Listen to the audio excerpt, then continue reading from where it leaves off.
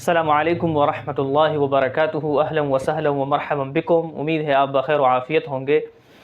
آج ہم آپ کے سامنے کچھ اہم عربی پوڈ کاسٹ کے عنوانات رکھنا چاہتے ہیں، لیکن اس سے پہلے یہ بتانا ضروری ہے کہ عرب حضرات جب بولتے ہیں، خاص کر وہاں کے جو علمی شخصیات ہیں، محقق شخصیات ہیں، اہل علم ہیں، اہل ثقافت ہیں، تو وہ بڑی تحقیق کے بعد کچھ بولتے ہیں، بڑی تحقیق کے بعد حکم لگاتے ہیں، بڑی تحقیق کے بعد کسی معلومات کو ذکر کرتے ہیں۔ لہٰذا ان کی مواد کو سننا میرے خیال سے ہمارے ہاں بعض کتابوں سے بھی بہتر ہے، جن کے حوالوں کا بھی پتہ نہیں ہوتا کہ مصنف صاحب نے یہ بات کہاں سے اٹھائی ہے۔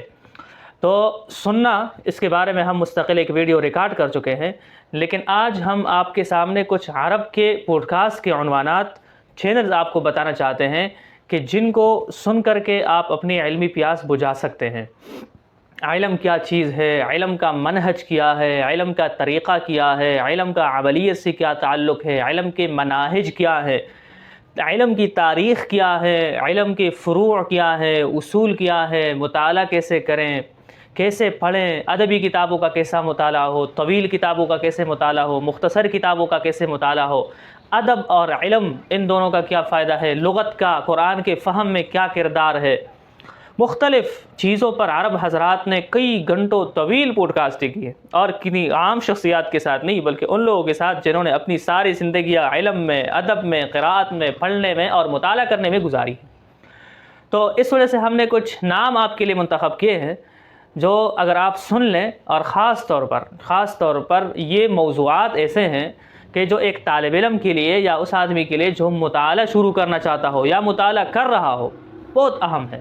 اس لیے کہ بعض اوقات ہم تو مطالعہ کر رہے ہوتے ہیں لیکن ہمیں سمجھ نہیں آتا کہ اس کتاب سے ہم استفادہ کیسے کریں، اس کتاب کے فکر کو اور اس کتاب کے اندر موجود مضامین کو اپنے دل و دماغ میں ہم کیسے بٹھائیں۔ تو یہ حضرات جب بات کرتے وقت مختلف کتابوں کے حوالے دے رہے ہوتے ہیں، ان کے استدلال کر رہے ہوتے ہیں، تو تب سمجھ میں آتا ہے کہ اچھا کتاب فہمی اس کو کہتے ہیں، کتاب سے استدلال، کتاب سے اقتباس کو لینا اور اس کو محفوظ رکھنا اس کو کہتے ہیں۔ تو یہ سارے طریقے، اور اس کے ساتھ ساتھ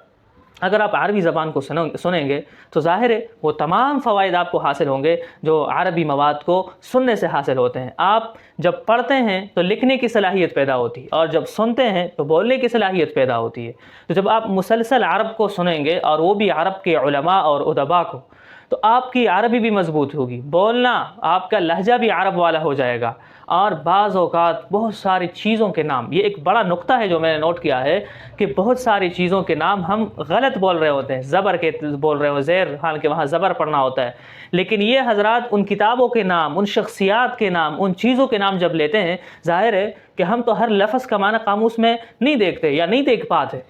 بعض اوقات ہم سمجھ لیتے کہ ہم صحیح پڑھ رہے ہیں لیکن وہ لفظ ہم غلط پڑھ رہے ہوتے ہیں۔ تو ان عرب حضرات سے جب ہم ان کتابوں کا نام سنیں گے، ان علوم کا نام سنیں گے، تو درست طریقے سے سنیں گے۔ بہت ساری غلطیوں کا، بہت سارے اسماء میں، بہت سارے افعال میں بعض اوقات ہم غلطی کر رہے ہوتے ہیں،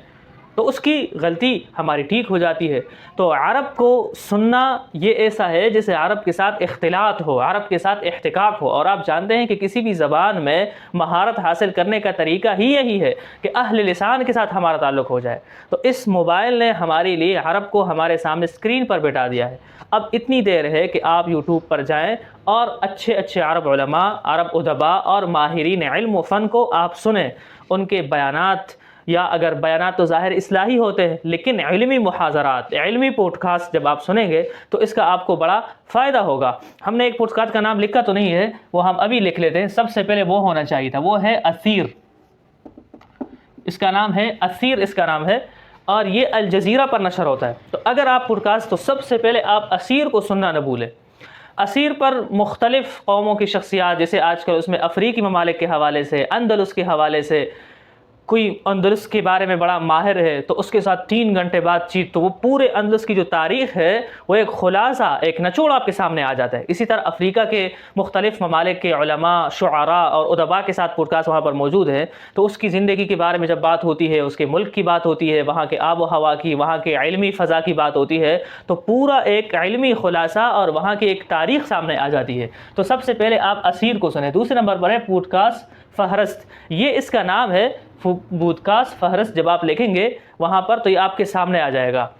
یہ ایک زبردست سلسلہ ہے جو ہم نے آپ کو بتایا کہ علم کیا ہے، علم کی تعریف کیا ہے، علم کا منہج کیا ہے، علم کا عمل سے تعلق کیا ہے، اور علوم کی تاریخ اور بلدان کی تاریخ، ان تمام موضوعات پر آپ کو یہاں پر پوڈ کاسٹ ملے گی۔ 1 گھنٹہ، 2 گھنٹہ، 3 گھنٹے آپ فارغ اوقات میں اس کو سن سکتے ہیں۔ پوڈ کاسٹ ملہم یہ بھی ایک زبردست سلسلہ ہے، یہاں پر بھی مختلف علماء کرام کہ آپ ٹیکنالوجی کو آپ کیسے استعمال کر سکتے ہیں علم کے حصول میں، آپ علم کو عمل میں کیسے لا سکتے ہیں، آپ کسی کتاب کا مطالعہ کیسے کریں، کیف تقرأ، اس عنوان سے یہاں پر ایک زبردست 2 گھنٹے کی پوڈ کاسٹ موجود ہے، آپ اس کو سن سکتے ہیں اور دیکھ سکتے ہیں، بڑا مفید ہے۔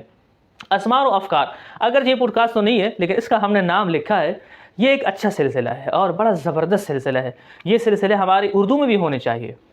مختلف ماہرین جمع ہوتے ہیں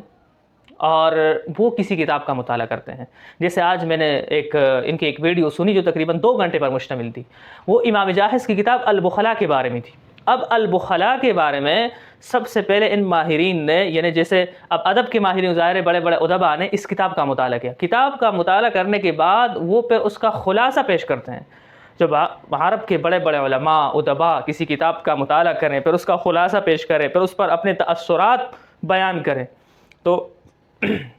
وہ کتنا اچھا منظر ہوگا، کس قدر مفید باتیں ہوگی۔ تو آج میں امام جاحظ کی کتاب البخلاء کے بارے میں سنا تو بڑی مفید باتیں سننے، ایک بڑی بات وہاں یہ سننے کو ملی کہ امام جاحظ کی کتابوں میں البخلاء یہ واحد ایسی کتاب ہے جو پوری کی پوری امام جاحظ کی اپنی عربی ہے۔ ظاہر البیان والتبیین، کتاب الحیوان میں تو دوسروں کو اقتباسات بہت زیادہ نقل کیے گئے ہیں، لیکن کتاب البخلاء کے اندر ساری عربی امام جاحظ کی اپنی ہے۔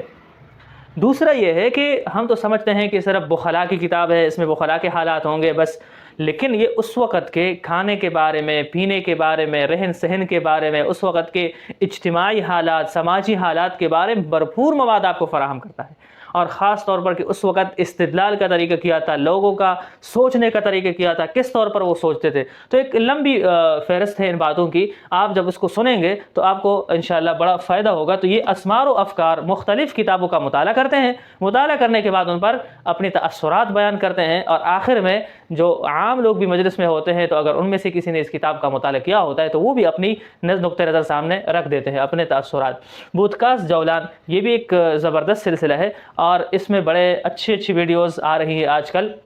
تو آپ ان تمام میں سے کسی کوئی بھی آپ کو پسند آ جائے اپنے ذوق کے مطابق، شوق کے مطابق، تو اس کو آپ سنیں اور ان سے مستفید ہو۔ ظاہر ہے ہر وقت ہم کتاب